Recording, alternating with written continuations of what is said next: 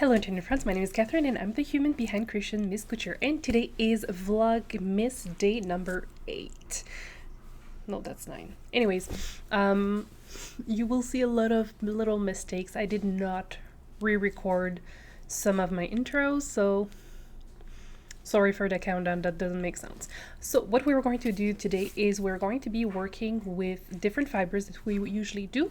We're going to be doing Snowflake and Santa's Hat, which are two colors that are really alike, and so we will be able to compare how the yarn base is impacting the final result for the color. So that's for that. And for highlighting a business today, I don't really have a specific business for you.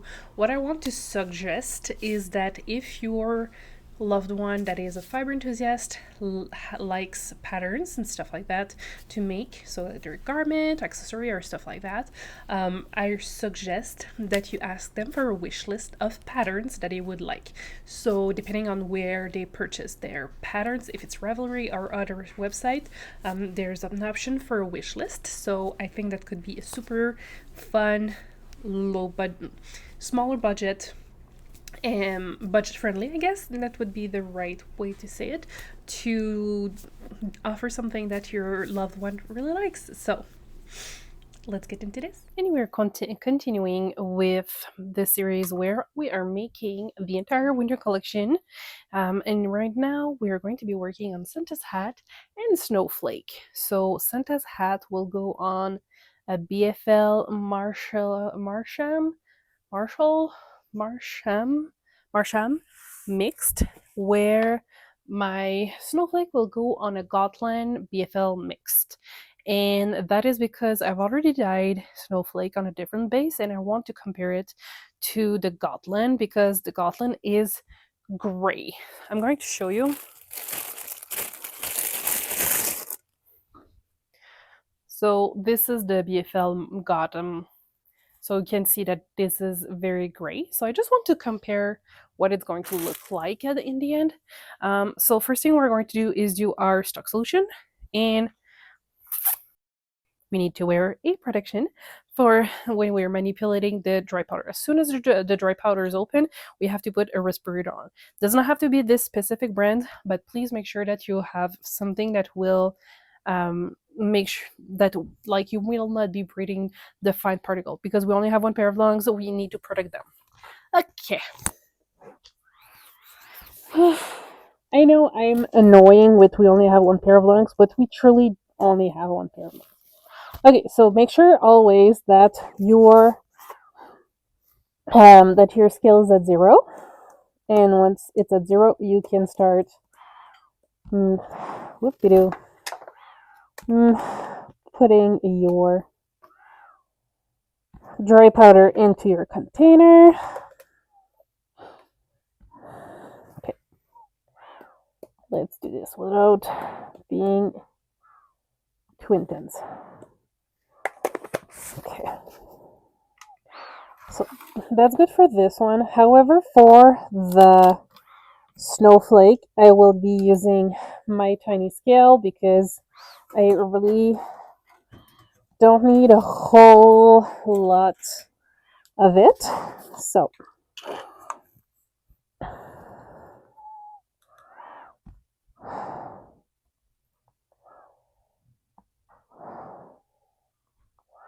and there we go.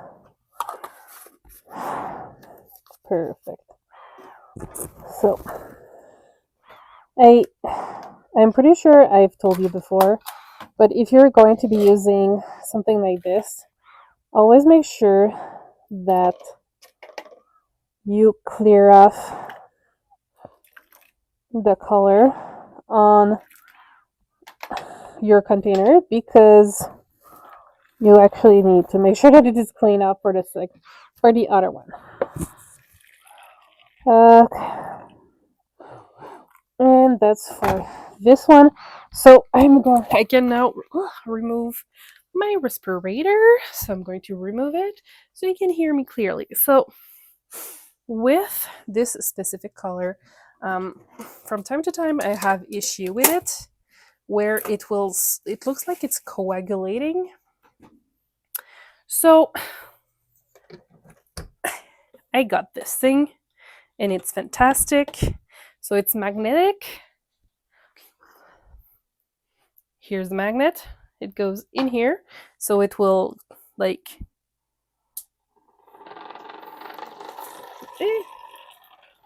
so it will make sure that isn't it cool? I love science. You can see the magnet in the middle. It's like a small tornado. There you go. And that way I know for sure that I will not have those clump that looks like cloth in there. I am very happy about this. Okay, so we're gonna go into the pan the pots in 1 second so we can do our colors. So let's see there. Let's do this.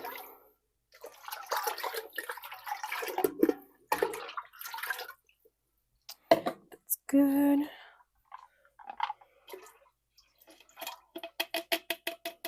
And you can see here I have some cloth at the bottom, so this is also why I wanted to do it with the strainer, just in case I didn't properly, or I didn't leave it long enough for the thing to do its job properly, because it wouldn't be the first time that I'm not patient enough and that I do mistakes.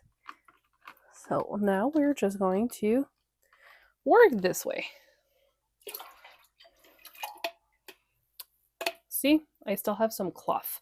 So we're just going to repeat until I no longer have those little cloth. Because that's annoying.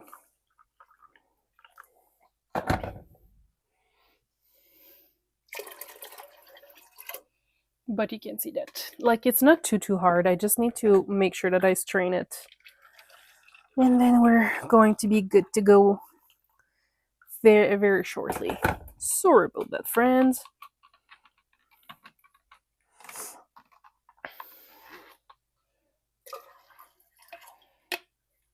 Okay, there we go. Okay, so now that's good. I'm going to grab my stuff. And I have pre-soaked everything prior to dyeing them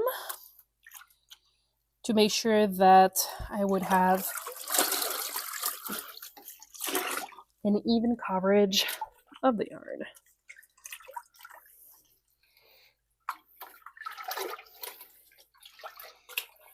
And with the Masham, it's definitely pure curiosity because it is a dark color naturally for the Gothland. So why am I not using gloves? I have absolutely no idea.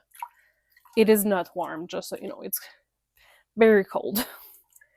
I just don't know why I'm not using any sort of protection for my hands. Oh gosh. Okay. And now let's grab the other ones. Okay. Oh, I only have one skein. Shoot. Well. Okay, that's too bad. Maybe, okay, well, I will soak a Gotland. And it is what's going to be. Yeah, it is what it is.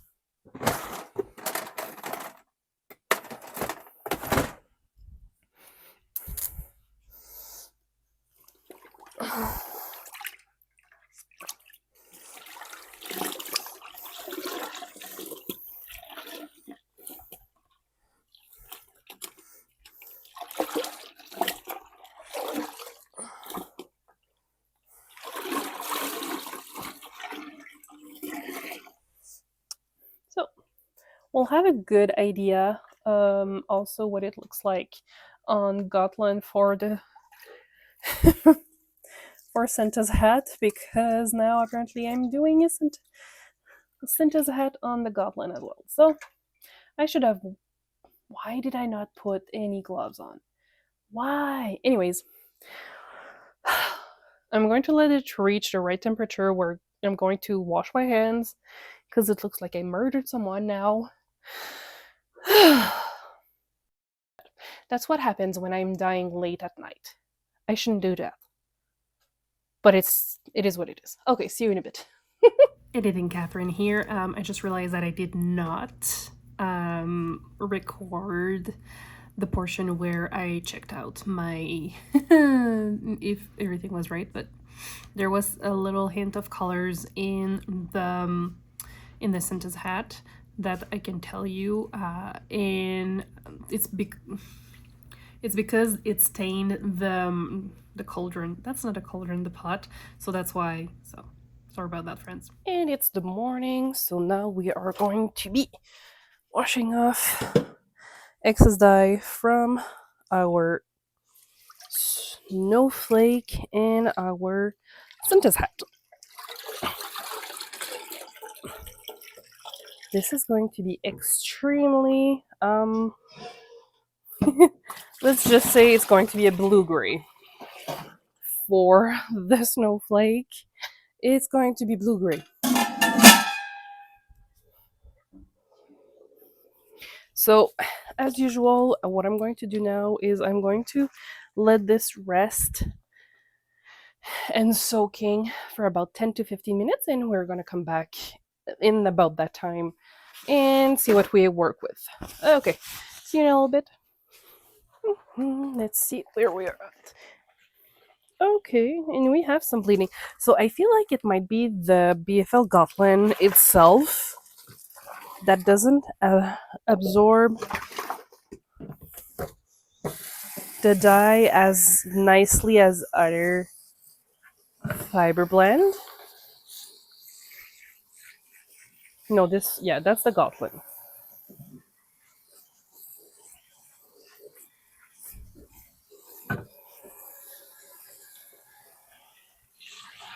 Huh. Interesting.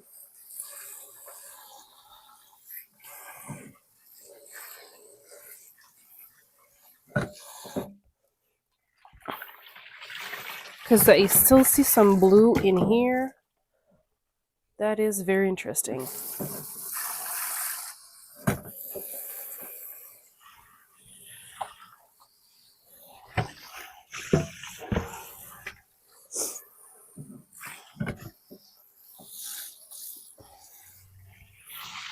Okay.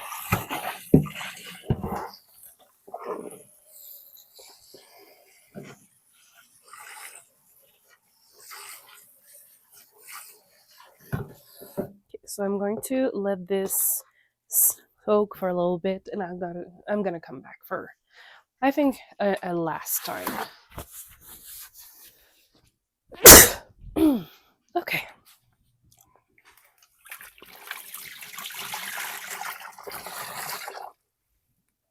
Huh. Interesting. Well, I don't think we can do much better than this, so let's just do another round, but with the Santa's hat.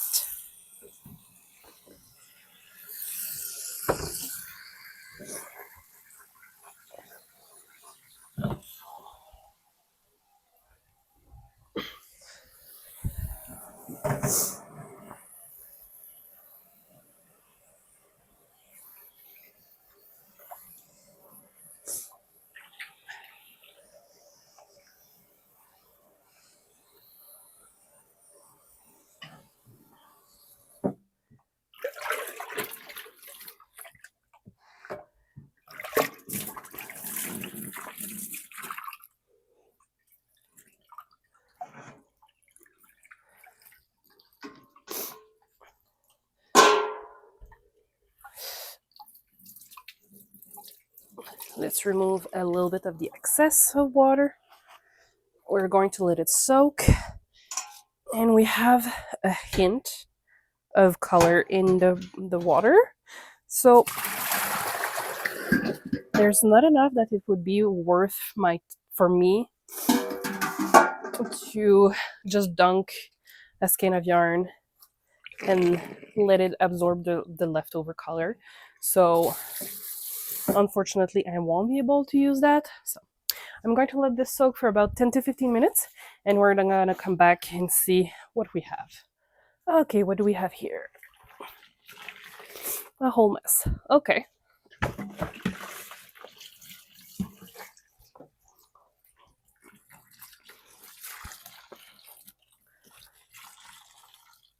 So I'm starting to think it's just the blend of fiber that might not retain the color as much,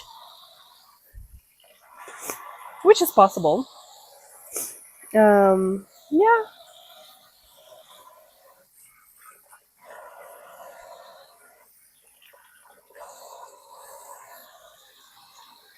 Huh. Maybe it's the Gotland because I don't see any bleeding coming from the BFL Masham. So I wonder if it's just the Gotland that doesn't retain the dye as much. Okay, so this is actually something that I should try to check out. So, okay, so I'll take this one out.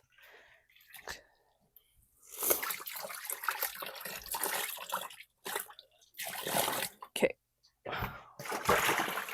I will set aside the BFL Gotland mix, and I'll just do the BFL Masham here.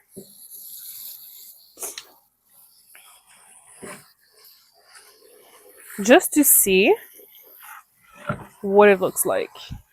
Okay, so we have a tiny bit of color in the water, which I was expecting considering that it is a very like deep color. There's a lot of saturation, so I was expecting a hint of color no matter what, but it's not like a murder scene, right? And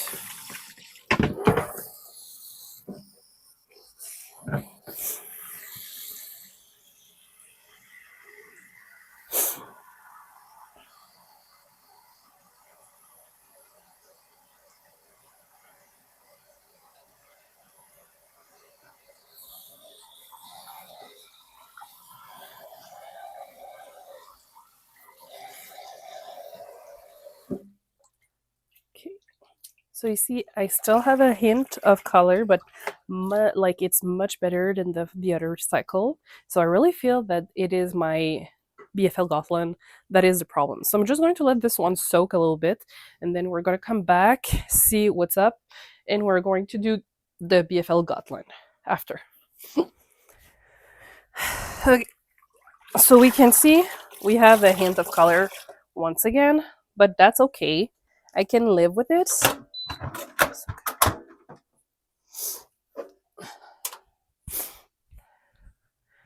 We just have to make sure to do the disclaimer that there will be bleeding. So it means that the Gotland is very much the culprit. So we're going to try to remove as much excess dye as possible, but I don't think we'll be able to have the water completely cleared off by the end of it. So you can see how different this is.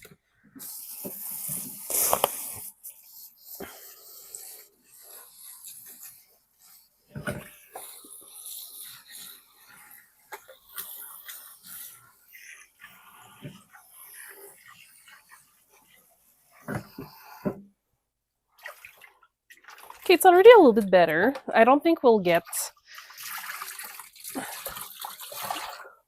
the water completely clear, but we're going to get somewhere.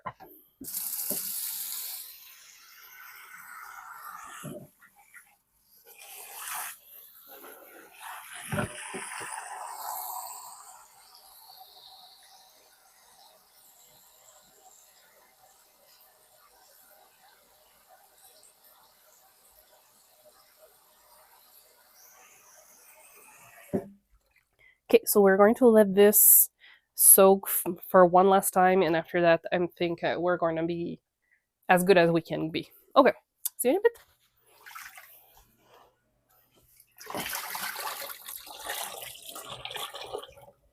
Okay, well, I think we won't be getting any better than this, so we'll put this in the spin dryer, let it remove all the excess water, and we're going to let it dry overnight, and I will see you tomorrow for the final result. And here's the final result for our snowflake and Santa's hat color. So I had some snowflake dyed on a different base, so that way I could show you the difference in color. So here you can see it's almost became this green hue due to there's probably some yellow in it. So this is something that you need to be careful when you're dyeing with very pastel blues, is that it can become easily more of a green rather than a blue, simply due to the nature of the fiber that you're using. And I just also wanted to show the contrast between something that is paler versus something that has a more gray tint to it. And I just wanted to show you the difference. And here we have the difference between the Gotland and the Masham is not that intense. But you can see that the Gotland is slightly darker shade versus the Masham. And I really don't like working with those colors, with those bare base, because they, hi Zoe, they don't take the dye very nicely. And you can see that Zoe really like the BFL in those. For some reason, BFL is her favorite fiber. I don't know why, but it is the case. So, yeah, so this is the main difference between the two yarn base. I just wanted to show, to show you a little bit of what can happen with different yarn base. So I hope you've liked the video, and if you did, please consider sharing, liking, and subscribing, and I will see you in the next one very soon. Bye!